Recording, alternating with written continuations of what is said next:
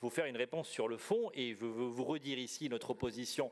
à la gratuité des transports, qui est une chimère, qui n'est pas adaptée à un réseau de transport qui est saturé, qui n'est pas adapté à un réseau de transport qui a besoin d'investissement. Et donc voilà, ce débat, nous l'avons déjà maintes fois eu, et je crois que proposer la gratuité des transports relève en réalité de la démagogie. Et vous connaissez notre effort et l'effort de la présidente de la région pour maintenir la tarification des transports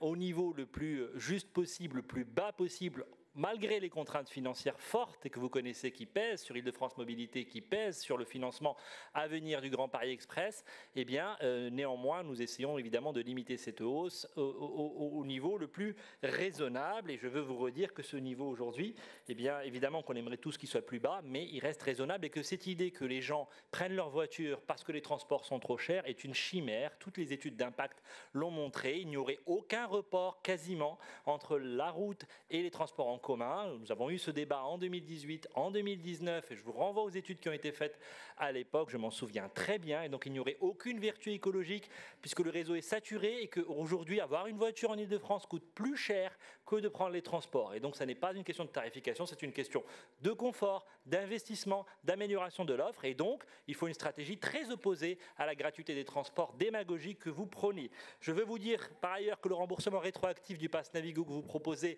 n'est malheureusement pas permis par les textes, il est permis pour les entreprises, il n'est pas permis pour les collectivités. Je veux vous redire aussi, pour en finir sur cet amendement transverse, pour les éléments qui me concernent directement, et on pourra évidemment vous apporter d'autres éléments si vous le souhaitez, que la tarification des cantines, en l'occurrence, je veux vous rappeler que le tarif est gelé pour plus de la moitié des familles, au moment où je vous parle. Je veux vous rappeler que nous sommes là aussi opposés à la gratuité de la tarification des cantines pour des raisons de responsabilisation, pour des raisons de refus du gaspillage, et que cette tarification aujourd'hui, là aussi, elle est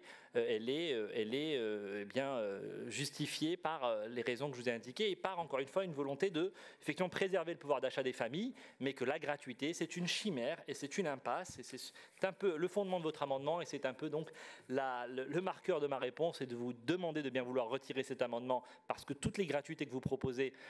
sont démagogiques, mais je ne me fais pas d'illusions et donc j'en appelle directement à son rejet.